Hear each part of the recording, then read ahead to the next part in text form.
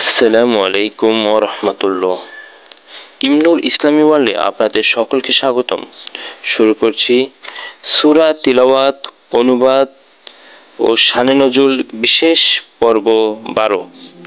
আজকের সূরা আল আসর, যার অর্থ সময়। এটি একটি মাক্কি সূরা।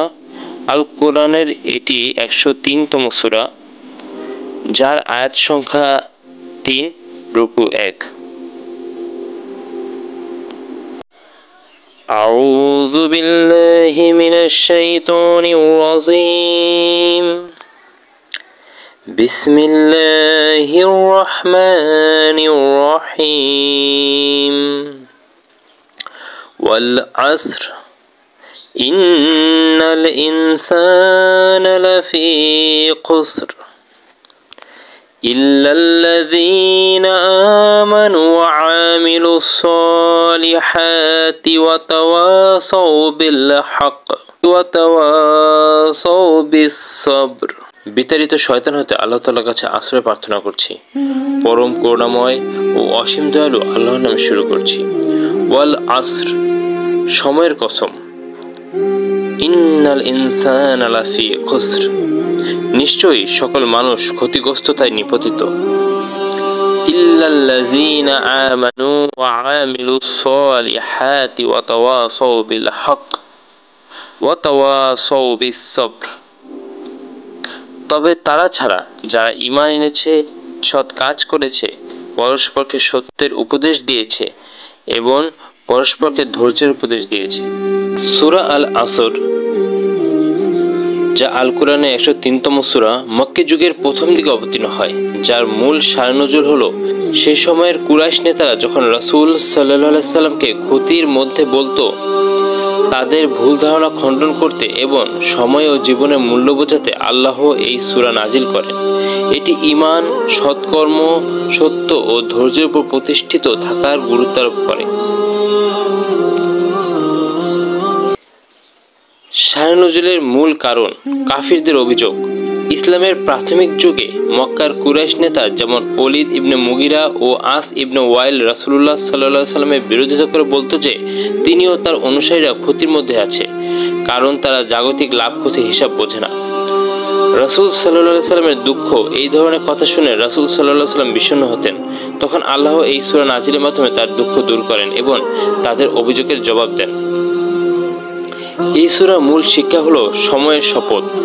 আল্লাহ আসর বা সময় এর শপথ করে বলেছেন যে সকল মানুষই ক্ষতির মধ্যে রয়েছে। ক্ষতি থেকে মুক্তির পথ, যারা 4টি গুণ ধারণ করে তারাই কেবল এই ক্ষতি থেকে রক্ষা পাবে। 1. ঈমান, আল্লাহর প্রতি বিশ্বাস স্থাপন করা। 2. সৎকর্ম, ভালো কাজ করা। 3. সত্যের উপদেশ, পরস্পরকে সত্যের পথে চলতে বলা। 4. ধৈর্যের উপদেশ, ধৈর্য ধারণ করতে ও ধৈর্যের উপর অবিচল থাকতে বলা। এই সূরার ফজিলত ও তাৎপর্য হলো গভীরতা, হৃদয় প্রশমন। সাহাবীদের আমলের দিক থেকে বোঝানো যায়। গভীরতা, এটি কুরআনের অন্যতম সংক্ষিপ্ত সূরা হলেও এর মর্মার্থ অত্যন্ত গভীর এবং জীবনের মূলনীতি তুলে ধরে। হৃদয় প্রশমন, ইমাম গাজ্জালী রহমতুল্লাহ আলাইহির মতে এই সূরা পাঠ করলে দুশ্চিন্তা কমে এবং অন্তর প্রশান্ত হয়। সাহাবীদের আমল, রাসূল সাল্লাল্লাহু আলাইহি সাল্লামের সাহাবীরা পরস্পর দেখা হলে একে অপরকে এই সূরা শুনিয়ে বিচ্ছিন্ন হতেন, যা তাদের সময়ের গুরুত্ব উপলব্ধি করতে সাহায্য করত। এই সূরাটি মূলত মানব জাতিকে তাদের জীবনের মূল্যবান সময়কে কিভাবে কাজে লাগাতে হবে এবং ক্ষতির পথ থেকে বেঁচে থাকার জন্য অপরিহার্য গুণাবলী অর্জনের শিক্ষা দেয়। আলহামদুলিল্লাহ, আজ আমরা সূরা তেলাওয়াত, অনুবাদ ও শানে নজুল বিশেষ পর্ব 12। আজকের আলোচ্য সূরা ছিল সূরা আল আসর, যার অর্থ সময়। এটি একটি মাক্কি সূরা, যা আল কোরআনে 103তম সূরা, যা আয়াত সংখ্যা 3 এবং রুকু 1।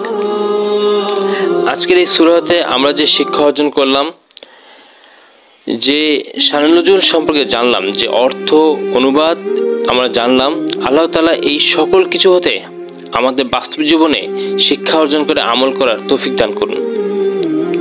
দ্বীনের পথে চলার তৌফিক দান করুন। আমিন। ইমনুর ইসলামী ওয়ার্ল্ড চ্যানেলটিকে লাইকস, কমেন্টস, শেয়ার ও সাবস্ক্রাইব করে দিনী কাজের পাশে থাকার তৌফিক দান করুন। আমিন। পরবর্তী ভিডিও থেকে ভিজিট করুন ইমনুর ইসলামী ওয়ার্ল্ড ইউটিউব চ্যানেল এবং পরবর্তী ভিডিও নোটিফিকেশন পেতে বেল আইকনটি প্রেস করে রাখুন। আসসালামু আলাইকুম ওয়া রাহমাতুল্লাহি ওয়া বারাকাতুহু।